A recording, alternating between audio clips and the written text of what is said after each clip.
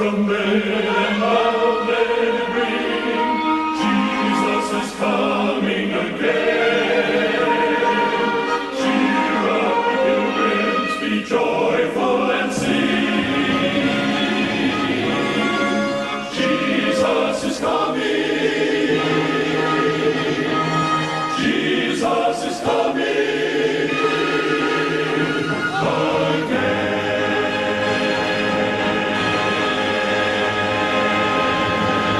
From 1914 to 1918, ena ewiase nyina eko a edikan a ye friends First World War ebaye na eko ne baye no ede oseye kese ene ahokyere kese ene ba wiase mu na eko ne kwa wieye no ena wo wura bi a ye friends WB Yeats otro poem bi na saa poem no otonedin se imaye etosumienu anase the second coming.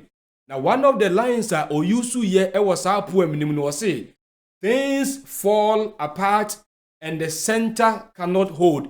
Bibia jigu na die eso nemabo mu no entumi nyina. Na die eye enika sem ne say, ekuni na kwa awieye no, na nipa daseni say, this is the war to end all wars. We ye okun a ebe wie okun nyina ewo wiase mu, okun emma bie mu da. Na awehosam ne say, in 1939, okun foforo hyase a na eyade a ebesey ade more than the First World War. De me pese ye hye nso ye se nipa enim da hachi asem. Nipa entumi predict the ebejisna. Enti oftentimes say ye ka de ebesi a emmemu saa tiama nipa bebre ya bemobu ewo niema efa da hachi nsem ho. Na wotwe mienu yi me pese mi hye wo nkran na mi ma unya hotoso se ye wonyankopon bi wo so a onti se nipa. God does not guess or monitor mu di obeke bia no eye ho na ebemusa ewiase a edidaso asa ewiase a ahotoso asa no na wotwe mienu mu ye se de ye gina so a ye pagya ye ti ahwe no enye ohaw ana amane ana se forecasting hope, the prophecies of the second coming ana se ahotoso a ye benya ewo Yesu maye etosu mienu no ho edi yensem ene edidaso nsem. Onyankopon has spoken to us. Na wamaye edidaso a eye more than human predictions. Yebetumi edi ye ho so. Na minim se enko awieye no na Nyankopon se wabemu obu na woni edidaso. Na se eye wo se koka wano odwo krompo wu a onyame asem ebema o edidaso a odi betena se ahwe Yesu mmaya etoso enimienu. Eniema a yebehwe no na watwe mienu no ebi eni se anade egina so ne se yebehwe the prophecies ana edi yensem ene inkomsha efa Yesu maye etoso mienu ho ye hyase free Genesis ana Mose nwobedi kan na ya hwa kopim edisem ye sanso behwe the sequence of events. Onyankopon is never late. He does everything on time. Enti yebehu kwan ya nyame ahyehye niema pepepe ekopim se obeyi ni ho adi ne maya etoso mienu. Na yebehu se saa Onyankopon esiesie ne mma na wabefa ne mma no yewo other entities a omayo omadwen se omube hanyame mma na omumma nyame mma mpo enni nkonim ba ni da so nsem ne se Yesu mma ebedi nkonim. Yebehwe saa main players no in the final conflict before say Yesu beba. Another thing the best answer here said, God's people must live in light of the second coming. And yes, you be heard the signs of the second coming keke.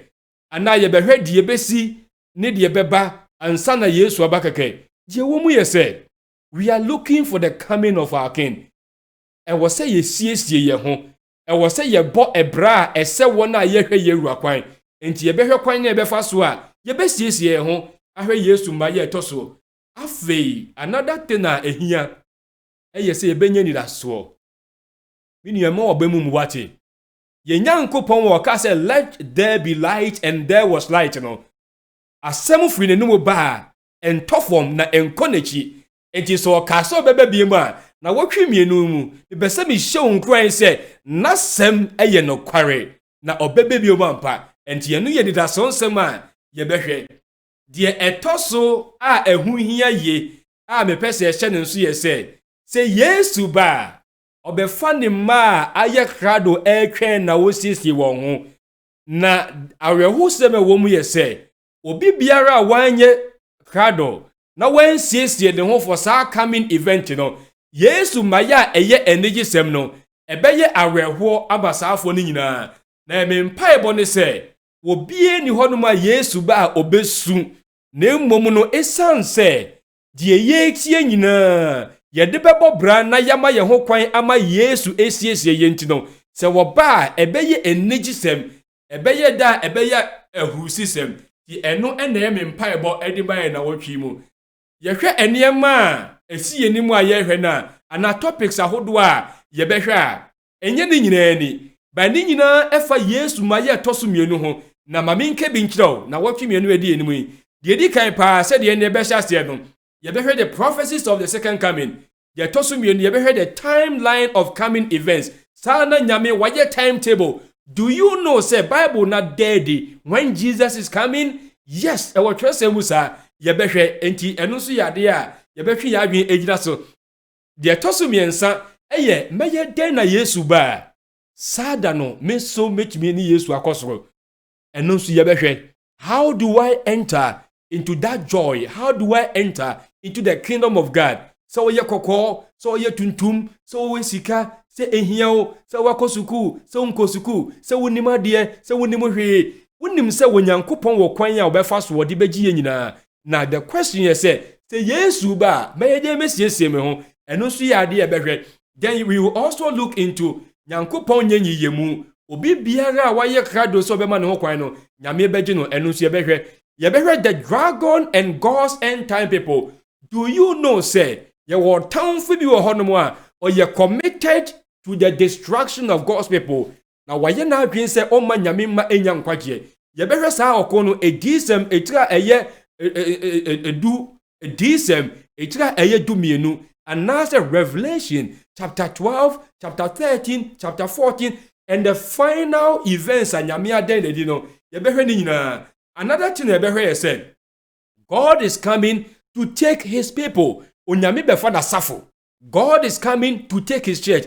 Jesus is coming to take his. Unim say, Yesu ka say, I will build my church and the gates of Hades shall not prevail against it. Ose me de masafo besi wo. Owuo ni asamado entumi ndisu nkunim. Say Yesu pua enye obi a ne befa no.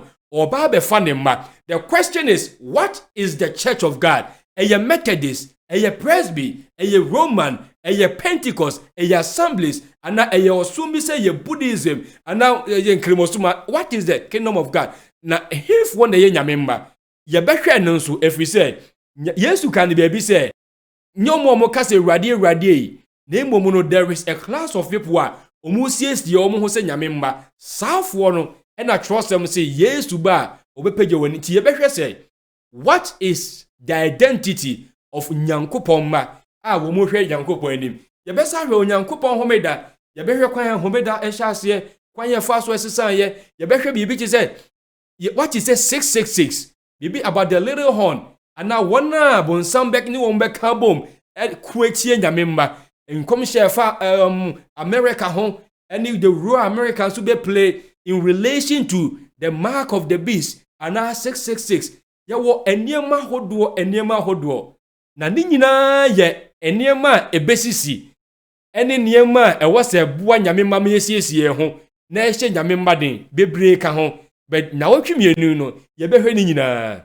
nyame nhyirawo menum se ebeye nhyira ma ye enwumre die ye behwe the beginning na ansana ye di enwumre die ebeto aso no beebi a wo bia no mesrew se si utrase na ye mompaye yeda wase ye nyankopon ye wani da so se Yesu obebe bio wasem emfiri wonum entofom da wo se oso ne asase betwem na wasem de emu nsinsane ba kokora entofom da enti boshen sem a wo de ama ye nyina no ye wogidie se bebe musa efiri se wasem ye nokre ti empaye ne se ebra ye bebie edi ye nsem a efa maye toso mienu no ho no enwumre come and warm our hearts with expectation brana bema ye kondo wo ba ye tosumienu na beyi ya adwen free atete ene wo how ene amanie ene abasamtu a etwa ye ho ahia no.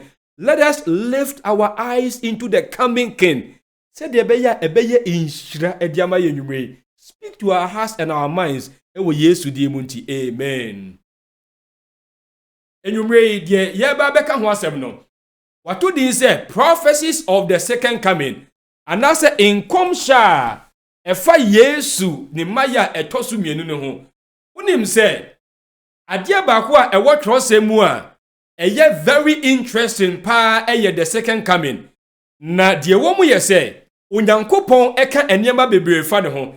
Na ade a Nyankopon de hoahoa ne ho a wotumi edi challenge wo mu ye amamamufuo enyame ahodo. Etode bi a odi challenge nipa ana wo ka hire nipa edi ma nipa hu se Onyankopon ye sononko ye se Onyankopon se wono de wonim daachi asem ono na ofri infitiase eka ewie yasem. It is already the book of Isaiah. Or see, oh, I am the one who declares the end from the beginning. Or say, Mimi Nyankopon, me na me fiti infitiase na meka ewie yasem. And when we talk about the second coming, and now say, a dia efa Onyankopon ma ye tosu mienu ni ho a, e ya dia Onyankopon su ene ne ban se wonim daachi no, what dan daachi e dia kire. Oh, we can trust God. Ye betime de ho atu nyame asem so. Nasem entofom, ti nyame bebie yeni e wo ne trose mu e ma ye hu se.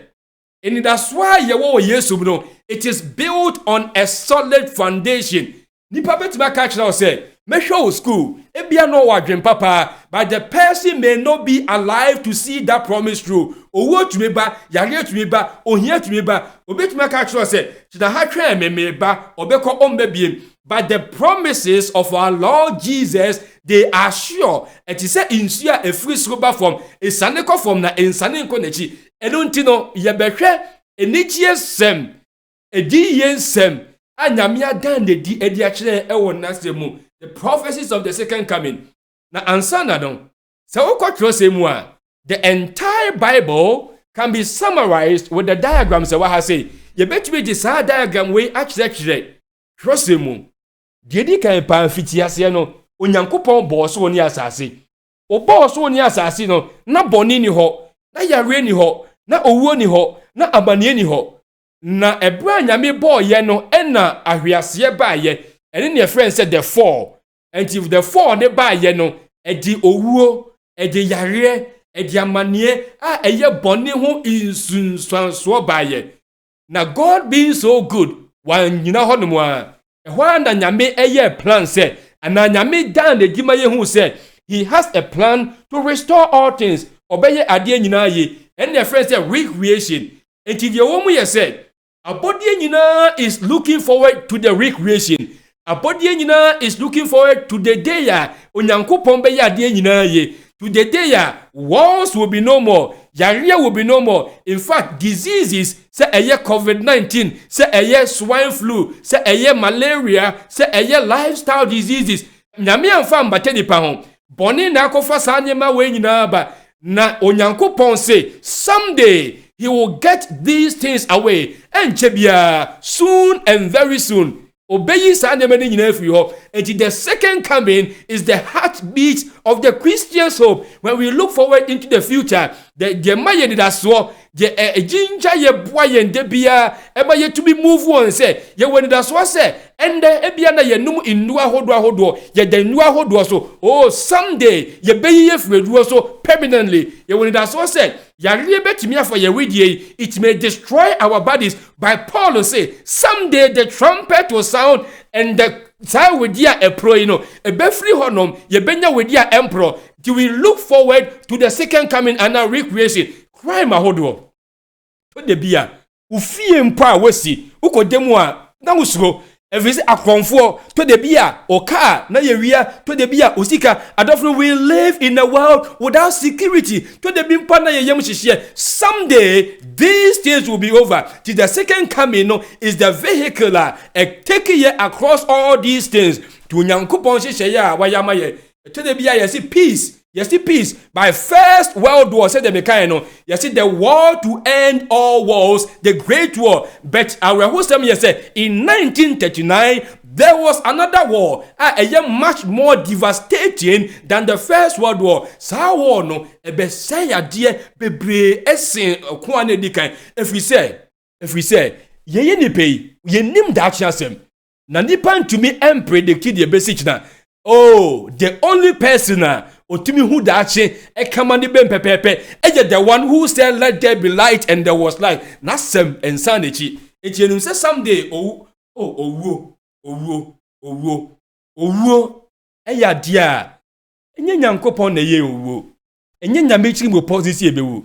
God made us to have fellowship with him. Nyame boy ye say ye ne ntina na ye ne nyankita ho owo eye bone nsinsaso ba ye nim say someday sin will be no more. Someday bone wo fasefo eye yare bone wo fasefo eye ewudie bone nsunsanso ne bone nsunsuma ni nyina no ebefri hodom na ye ne onyankopon betna afebo na hefa ne hu sabo hyesema kesei sane me nyina Bible say God is going to change them and restore them. No, where do we find the promises? These promises are in the word of God.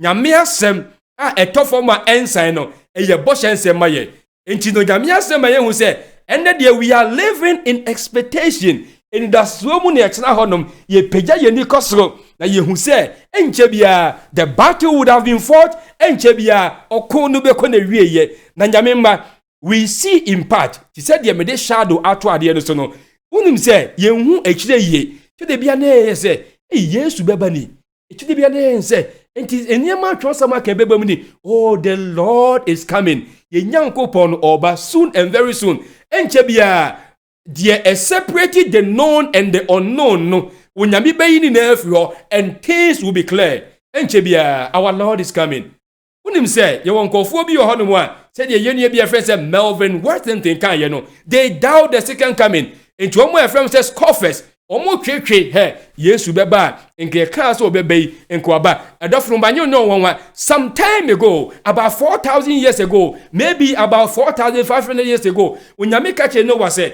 I will come and destroy the earth if you say bonia doso na Noah for 120 years or ye a preacher of righteousness and I know where tiem ewade Yesu ba and I say insurable mun get ready enter the ark oh Noah let me say wo Yesu oh Noah emwa be sha da kem na nipa twetwe ba wonim say when the time was due ebra do yes wo nyankopon di nsu oba no oh the scoffers anyone mo sigre no it meant nothing the deniers no man no munji no it meant nothing je na ogidi any je na wonji no it meant nothing. Where the promises of the second coming and you say no what no say wujidio say wanji ndio say upo say umpo ye nyankopon ne bebebiem na me invite you and na me show boss and na say be encourage you say esan say nyame asem ye de kwenti no yemfa ye ho to so the scoffers who have doubted the second coming no someday they will be ashamed say nyame ansesa omo a some people have denied it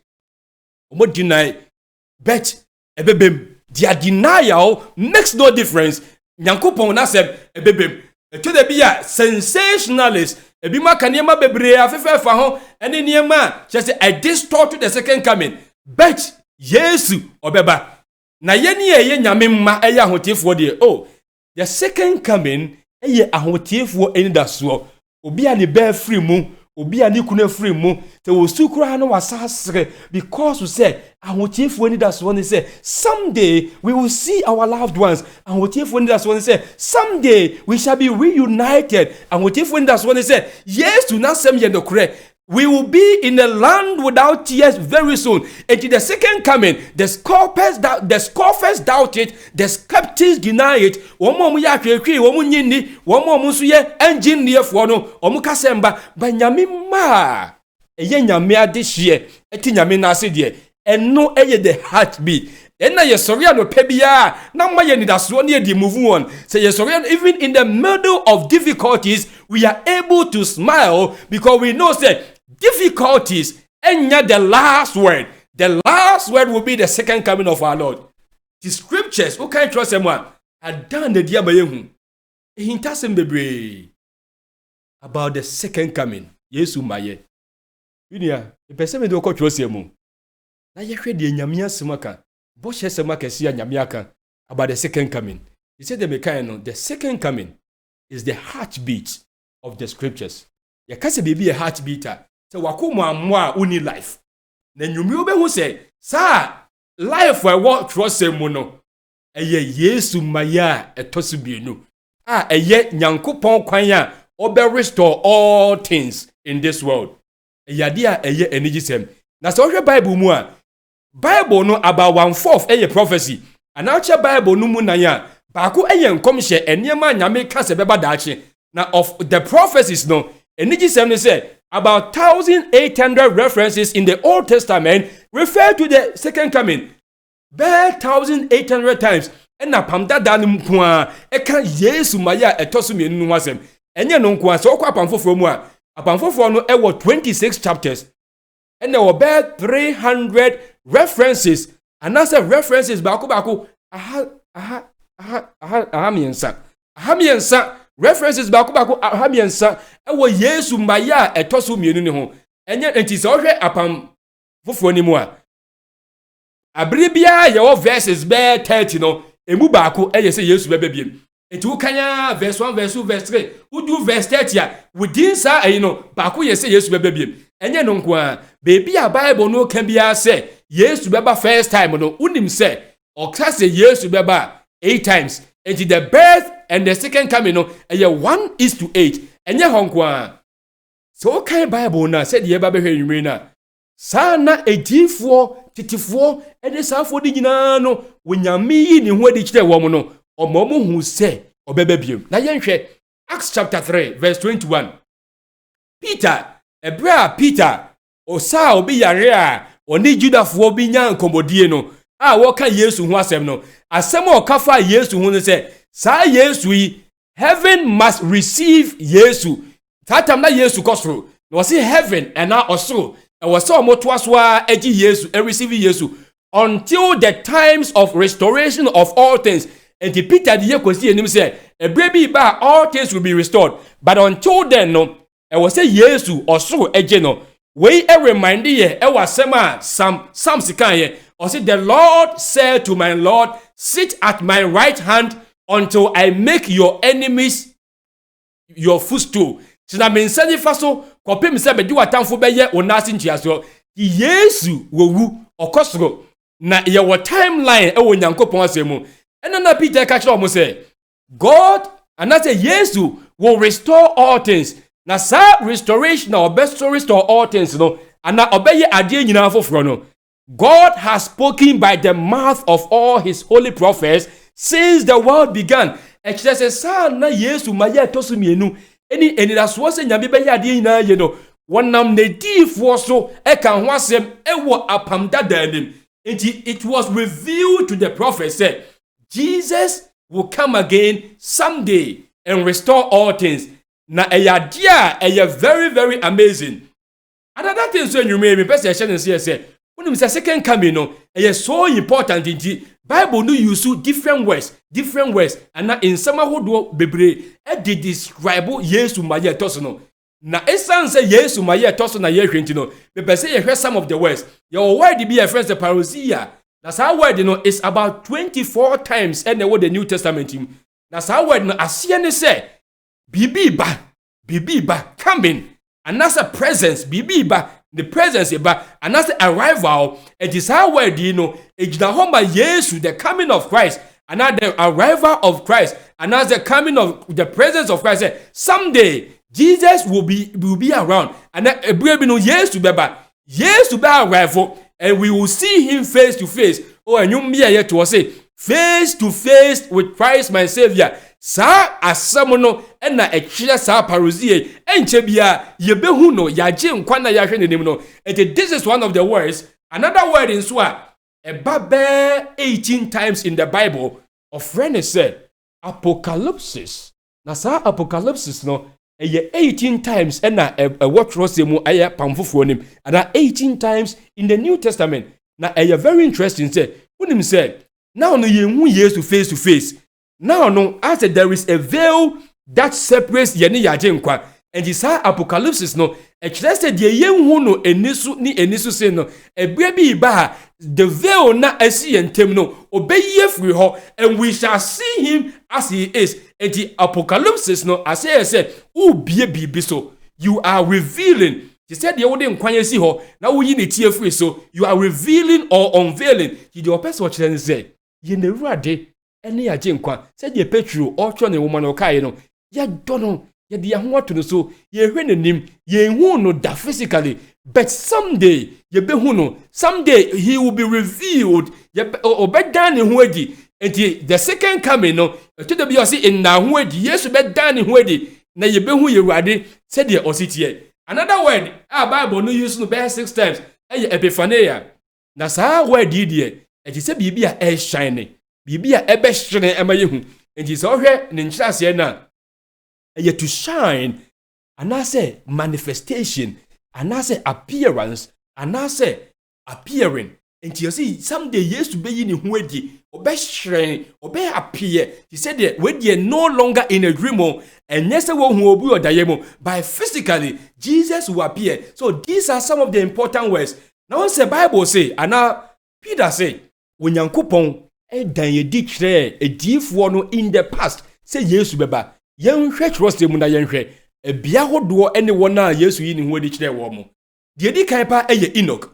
Bible says Enoch nyame yi ni hwadi kire no ye nyina ye nim Enoch ene nyame nante ye na wo bia one nyame nyanti bia no eye nyame adamfo na nyame adamfo bia no nyame dan ni chimopo di kire no enti sa na nyame dan the second coming no kwa kire Enoch. Okay, in Job chapter 1 verse 14 and Jude 1:14 or say now Enoch the seventh from Adam prophesied about these men also, saying, behold, the Lord comes with 10,000 of his saints. Now, pause. Young apostle, Enoch a seven from Adam. Enoch baye. And sana insureba. Eti Enoch baye. Ema nyameji Enoch kosro. And sana Enoch ni ni Noah. And sana insureba. And sana before say insureba bano. Na nyankopo edi nkaya dane di actually Yesu actually Enoch say someday when the flood ne bande kwa ni pebi betina se na ni nyina chi no Jesus will come again. A long time ago, before say Abraham beba, before say Moses beba, before say all these prophets beba no, at the earliest time no, and na nyame ma Enoch hu say God will restore all things. Garden of Eden ayahre no. Enoch ti ho asem free Adam ho no. God will restore all things. To share who comes say the Lord is coming someday with thousands of his saints. And you know, other patriarchs are almost kind. Yes, to my year, a tosumino. Okay, in Hebrews chapter 11, or Bobosa patriarchs, you did. Now, what can't yes to my year, a tosumino was him, or Bo Abraham did. Now, when my small cafe Abraham, or see Abraham, he looked for a city which has foundations, whose builder and maker is God. Sana Abraham.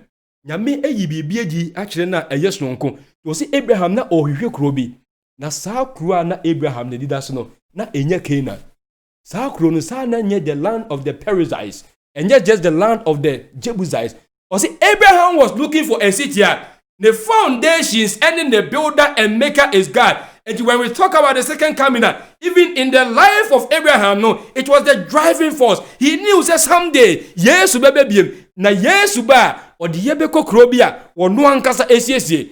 And you know, all the patriarchs, and due to us, what Hebrews 11, or 13, or say, these all died in faith. Or say, halfway, you know, and it does swomu and a jidiemu and omu ye, not having received the promises.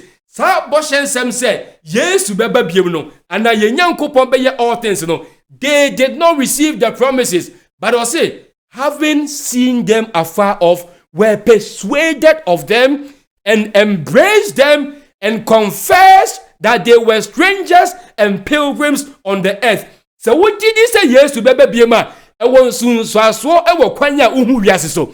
So what did he say yes beba biem a e won sun so aso e wo kwanya uhu wiase niam so. So would you say yes to baby bima? Kwanya uhu abrabo ebesesa.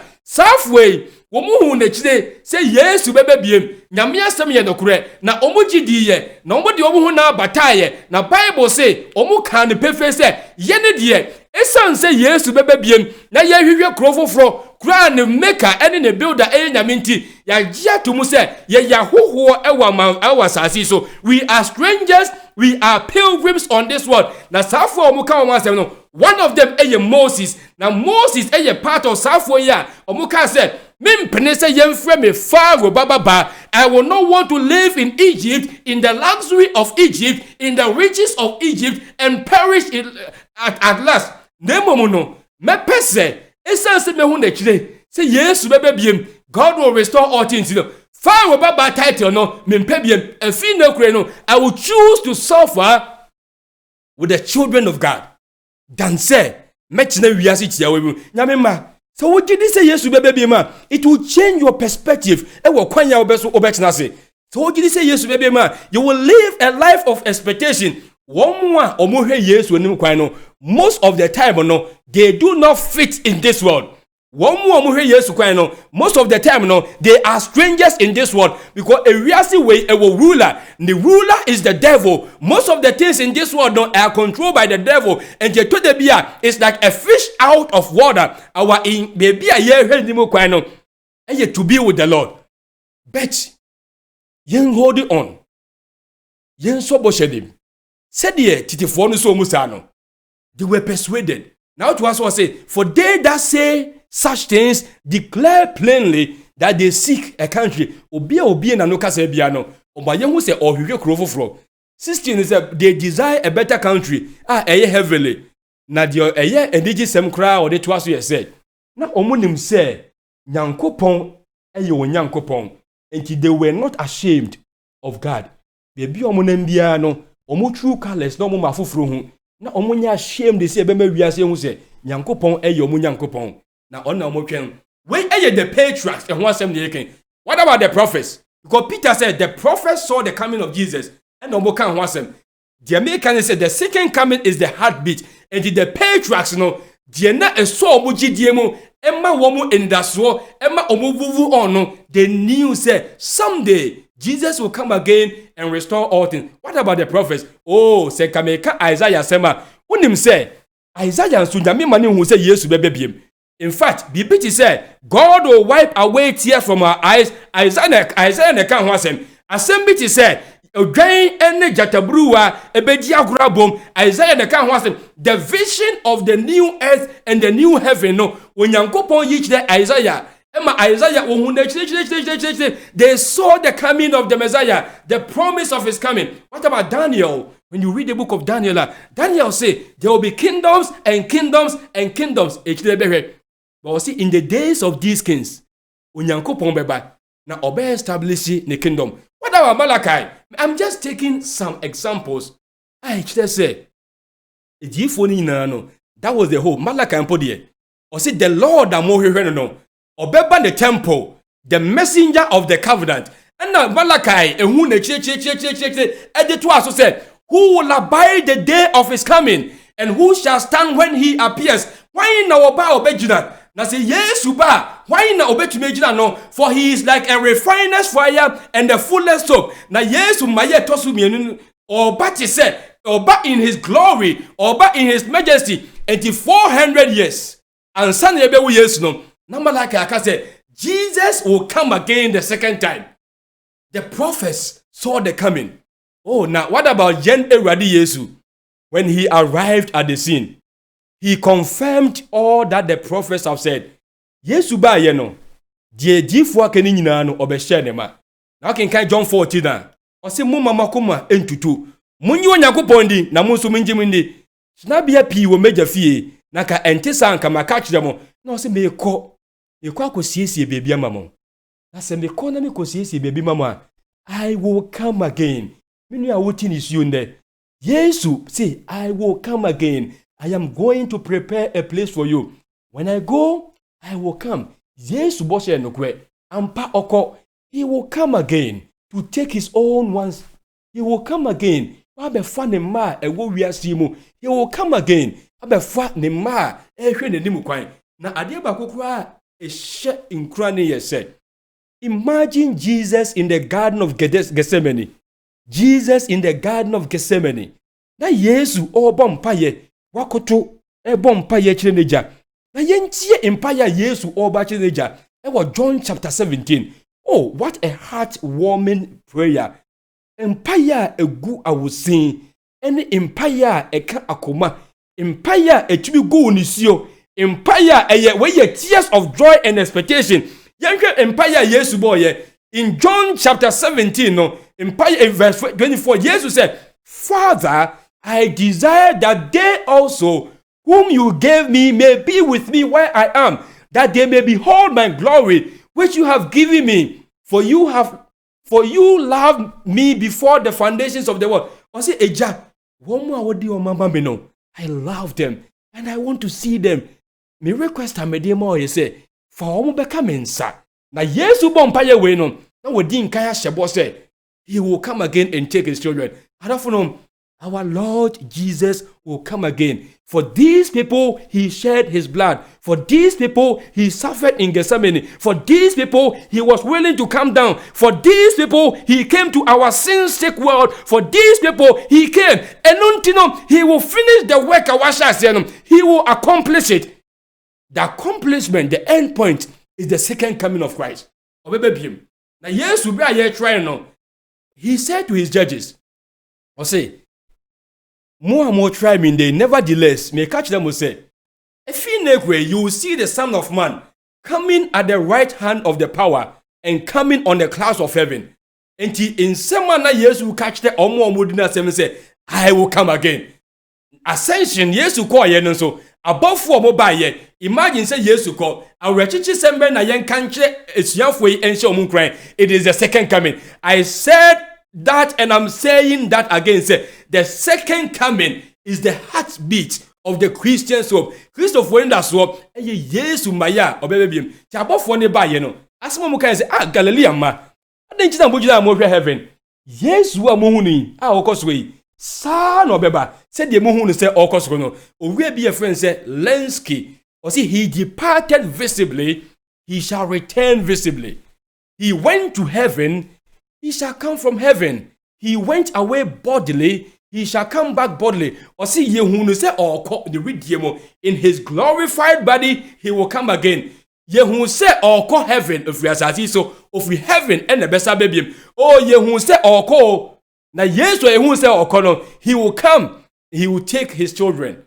And he is the blessed hope was the hope. If we say, and no, and the hope is sustaining Yamima, built on the foundation, say, on Yamiasam Yanukwe. Yes, may tosumino, and what practical implications. Maybe I know call Hamu, maybe I now call Maniemo. Our hope is built on Christ and his coming. We may not be able to fix all that is wrong with the world. Is he see a hoodoo, any near my hoodoo, a cost will be a simono, and ye never fix it. Jesus will someday come and fix it. And a Christopher will be a normal kwa huchemo. James ekro krata koma omo. Na bra oma omo in that srono. In that sobe no dema omo. Guess what? The second coming of Christ. Look at James chapter 5, verse 7 to 9. James said, Mini anuma mo kwa manihuno. Munya butre, therefore be patient until the coming of the Lord. Osimun kama kumantumu yem, ye sistimo, ye chiechamo so, and yeman koye, mun kama kumantumu yem. If we say, yes, ubebe biem, na yes, uba, insisiye nina, ebe free honum, say yes, uba, ahochite nina, ebe free honum, say yes, uba, all that is wrong with the world.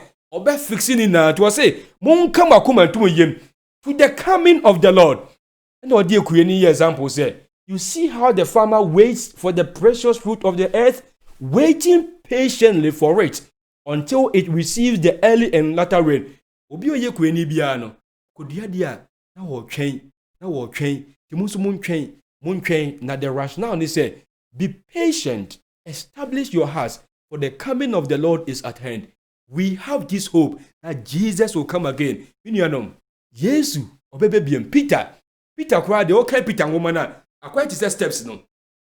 Every step will be an yes, baby. The first Peter chapter 1, verse 5. Peter says, yes, baby. Okay, chapter 1, no, verse 7. Yes, baby. 13. Yes, baby. And you know, Peter, a crown, so no, said, yeah, it's your phone na, and in the mimina, and that's what you know. Sana Peter can't was him.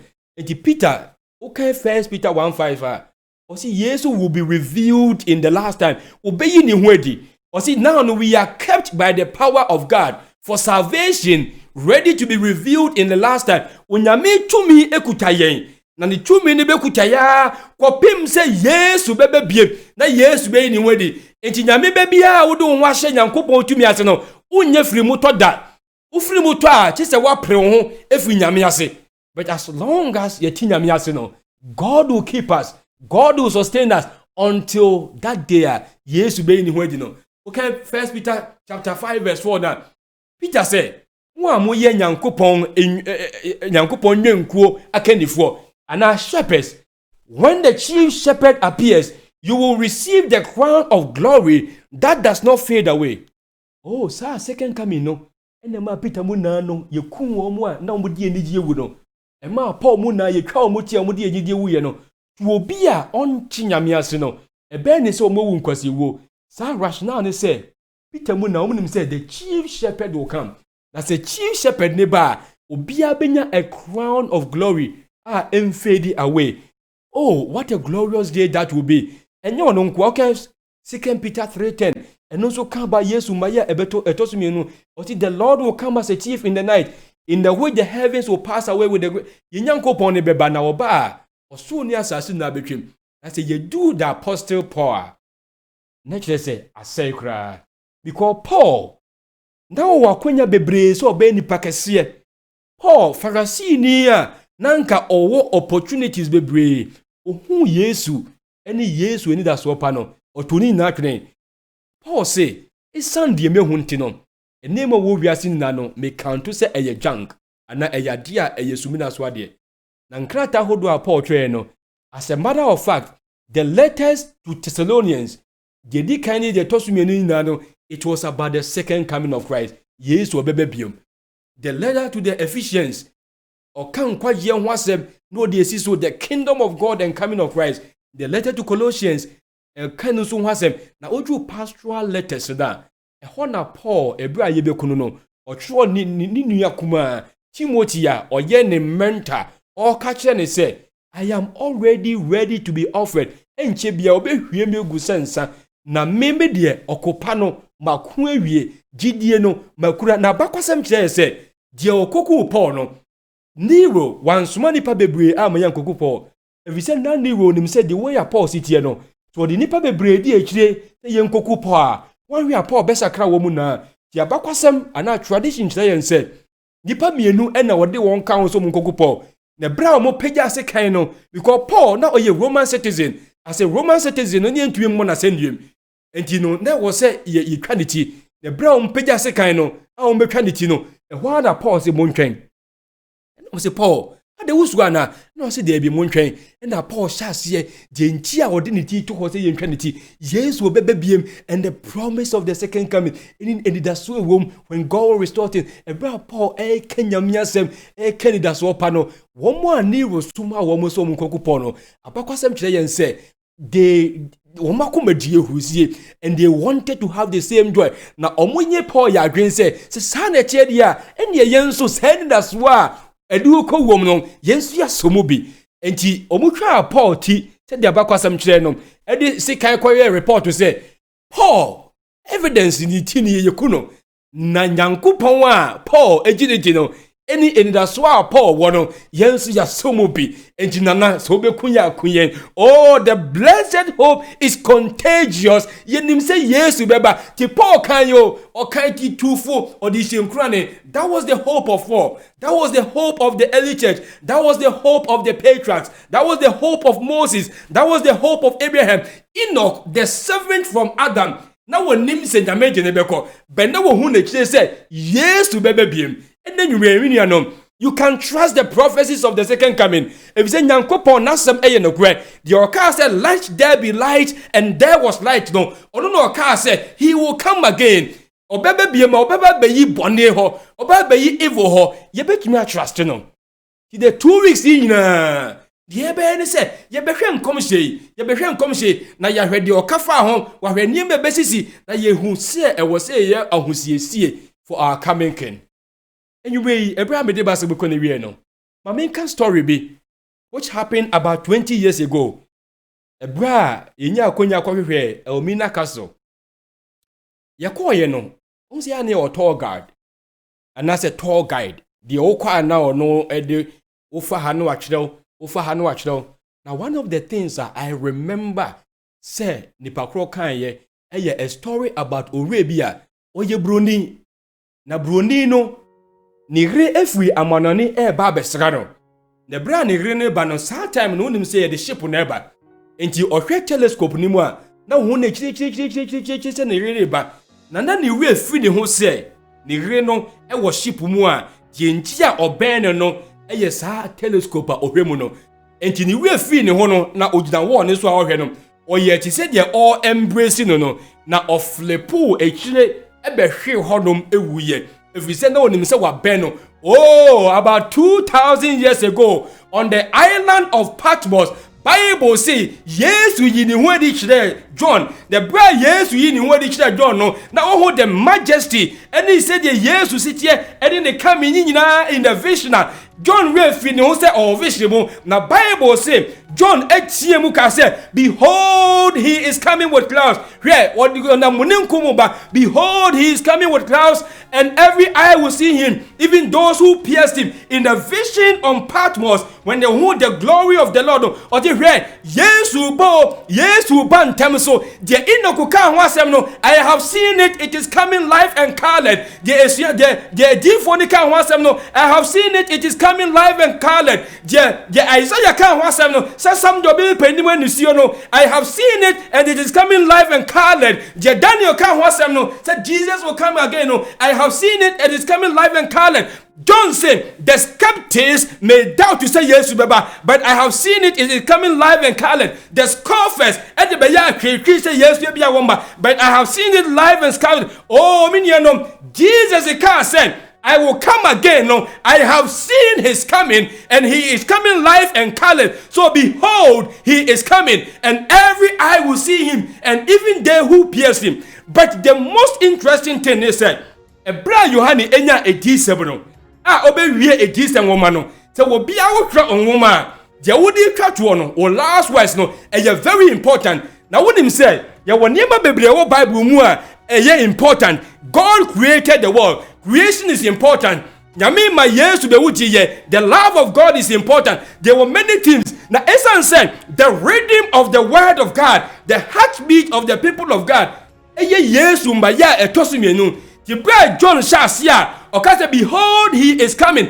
Na nyame yi nieme nyina hye no. Nieme nyina hye na. All read the book of Revelation no. The odi ka to last word ni said, he who testifies to these things says, surely I am coming quickly. Amen. Even so, come Lord Jesus. Oh, your dear you want dance no. Or say where? Said you become I am coming quickly. Me baby, that was what John left us. The John Eddie Jaya the last word. Say yes to baby. Yes to baby na oba in terms so. Said you when Yankopon asem akano. And it was the grace of our Lord Jesus Christ. En kan ye nyina ye ho. Ebra adom no kan ye ho no. Na ye peja ye tia hwe say, behold, he is coming with the clouds. And the John said, even so, come Lord Jesus. And the end say, even so, our Lord Jesus is coming. And they say, even so, our Lord Jesus is coming. And they say, even so, our Lord Jesus is coming. Even the end. For the sake of Yesu nti yenama huchre enya maniema, even so our Lord Jesus is coming. And for the sake of Yesu edi enwa to ne sunti edume bi e wo se yenya, even so our Lord Jesus is coming. And they say ya we dia say na say Yesu nti ye ya adwen say yemfa bebia yemfa ye ho ntu bia so ye be kida Yesu mu so wo mpo enya maniemu a we do that because we know say even so our Lord Jesus is coming. Our bodies will be changed. This corruptible body will put on incorruption. The emperor. Oh, come Lord Jesus. The second coming is the hope of the Christian. Now it is so important to say a Christopher wompo shia na enchia omodi chia mo say Maranatha Ewurade Yesu aba. Maranatha Ewurade Yesu bra. It is the heartbeat. We need other for. It will come live and colored. You will need us to yes, baby. I no pay and you may whatever it is, any baby I want time you be able. I want you to lift up your head. And when you might try your no, Jesus will come in. Yes, no, him say, but Jesus will come in. Yes, no, him say, you bet you never be a watch the Cassia Baba. Not yes, ni no. Or she was of a baby. Anyway, sign it as one. And I'm a person with the on to so. And found to a castle, or car on find your way. And found to a Japadia so, won't be find your way. The only thing I am perishing. I dear Robert so, I the promises of God. Yamin Shrow, Yamibua, the next presentation, I'll talk about if yes to Beba, and yet the Ben or Beba. Kamakuma to him, the Bible has revealed and disclosed when Jesus is coming. And I will talk about that in our next presentation. Until then, no, so tell us in your mumpaye. Yet I was the young coupon. In that one sema or diamaye. Wow, bad dear, if it is no. What some train said, all creation is groaning and mourning. A body in a penny, waiting for that great day when our Lord will come again. Oh, even so, come Lord Jesus. Say a body in now was saying that's one. How much more? Nipa wa boy in ewo su enu subanso. You are my young fire won't to so. Yen fire won't to my tossum so. Na yembo bra ese say one war hwe one agin kwa enu kwan. Na wotwe mienu nyina yen pegya yeni na yen hwe soro na yen hwe o ma ye tosi mienu yeda wase enuanom ni adofo nom a echie yen enwume nyina bebi obi biara wo biara no ewade pegya obi akoma to the second coming of Christ. If we said who pese wo gini pe biara without enyimo na mba we say enye yeni a ye chi enwume na yesu ye hunu e wo Yesu di mu nti amen.